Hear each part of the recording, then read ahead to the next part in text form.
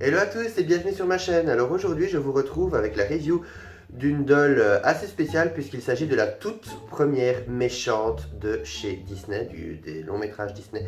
Il s'agit évidemment de la méchante reine de Blanche-Neige que j'ai acheté il y a peu à Anvers. Je l'ai acheté en même temps que Tiana, bon j'ai daté un peu avant de faire la review parce que voilà j'avais d'autres projets que... Voilà, en général je fais les vidéos par rapport à ce que j'ai envie et par rapport à mes humeurs. Donc aujourd'hui, elle est consacrée à la magnifique doll de la méchante reine de Blanche-Neige. Donc je vais vous montrer de suite cette merveilleuse doll en détail. Miroir magique, écoute, qui est la plus belle de toutes? Donc voilà, comme vous pouvez le voir, on se retrouve avec la méchante reine d'un peu plus près. Et voilà, donc sa tête est en plastique, donc complètement en plastique. Vu qu'elle a son espèce de cagoule, je ne sais même pas comment ça s'appelle ça en fait. Je me suis toujours posé la question en voyant ce personnage. Donc voilà, elle a sa petite couronne qui est du plastique, donc qui est fixée sur sa tête. Donc voilà, on peut le voir ici. Sinon, je trouve que son visage est super bien réussi. Franchement, je la trouve très ressemblante. Elle a un air assez dédaigneux, assez hautain. Et je trouve qu'elle est très belle. Elle a un très beau visage. Elle a du fard à paupières mauve gris. Mauve gris bleu, je sais pas, c'est un petit peu plus violet, on va dire, mauve violet. Et des superbes yeux verts. Bon, elle a les petits sourcils relevés, un peu en mode dédaigneux, vraiment en mode je regarde de haut. Elle a du rouge à lèvres foncé, on voit légèrement ses dents, ce qui est plutôt rare chez les dolls Disney Store, en tout cas celle que j'ai achetée. Pour ce qui est de la cape, ce n'est pas sa cape d'origine, il faut le savoir, c'est la cape de la méchante reine sortie chez Mattel il n'y a pas très longtemps. Je fais tout valser aujourd'hui, mais malheureusement la doll n'est pas très stable sur le socle, donc je dois continuellement la remettre en place. Alors, pour ce qui est donc de sa cape que je lui ai rajoutée, on peut voir donc son col en forme de petite collerette blanche qui est assez épais avec un petit bouton doré et derrière il y a un petit velcro si jamais on veut lui enlever la cape. Pour le reste, voilà, c'est une cape voilà, assez douce avec un tissu assez fluide. Pour le reste, elle porte son habituelle longue robe mauve avec les grandes manches. Ouais, je vous dis, elle tombe tout le temps. Et toute pailletée. Donc ce qui est bien, c'est que ça ne laisse pas plein de paillettes partout, ça c'est déjà cool. Et elle a en guise de ceinture une corde rouge, donc comme dans le dessin animé.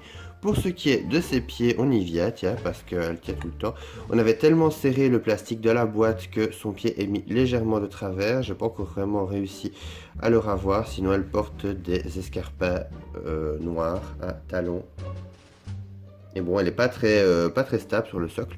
Sinon, pour ce qui est du bas de la robe, il se termine un peu, comme j'ai toujours, en queue de sirène. Voilà, c'est assez serré au niveau des jambes et plus large au niveau des pieds.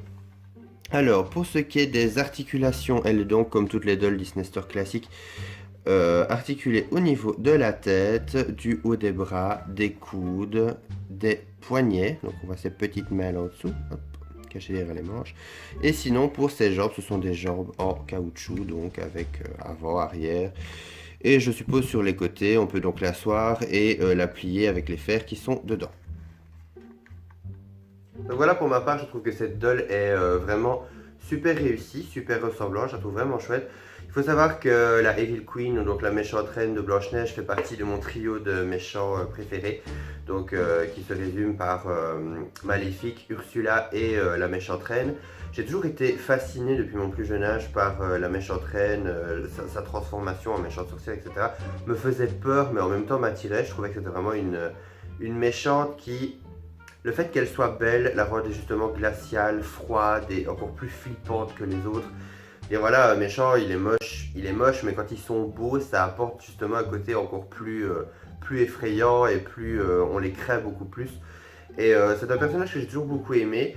Et j'avais envie de l'avoir donc dans ma collection de dolls Disney. J'avais d'abord craqué sur la Mattel, donc qui est dans la collection Portrait, si je me rappelle bien. Et dans sa boîte et tout, je la trouvais vraiment jolie, mais quand je l'ai eu, j'ai été assez déçu de la qualité, vraiment. Je la trouve jolie, mais elle est nettement moins ressemblante. Et au niveau des matériaux, de la robe et tout ça, je trouvais que la qualité n'y était pas. Il y avait des petites choses sympas comme le fait qu'elle ait la pomme empoisonnée dans la main, etc. Mais je trouvais que c'est triste. Mais par contre, le point positif qu'elle avait, c'était justement la cape que j'ai mis à la Disney Store que vous avez ici devant vous. Parce que la Disney Store, ce qui était assez étrange, bien qu'elle ait une tenue assez qualitative et un corps super qualitatif, avait donc cette cape-là. Donc c'est pas une cape achetée dans un magasin de farce et attrape pour incarner Dracula, c'est bien la cape de la belle Evil Queen, donc de base, avec ce que j'aimais bien, c'est qu'il y avait un petit rubis près du velcro pour le fermer, je trouvais ça super classe. Mais regardez, on avait la doublure rouge et on voit tous les trous par rapport à toutes les entraves qu'il y avait dans la boîte. Et même au niveau de la collerette qui était déjà... qui commençait déjà à être déchirée, etc. Je trouvais ça pas fameux.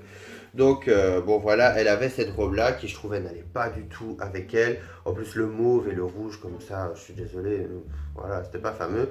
Et comme cette de là, j'ai arrêté de l'exposer parce que voilà, j'en étais un peu déçu.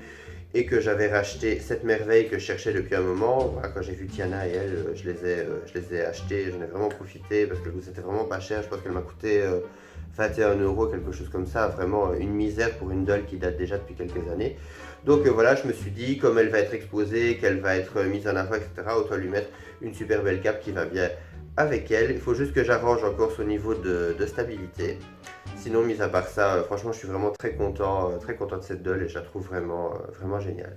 En tout cas, n'hésitez pas à me dire en commentaire ce que vous avez pensé de cette doll ou ce que vous pensez du personnage de la méchante reine. En tout cas, moi, je vous souhaite une très bonne soirée.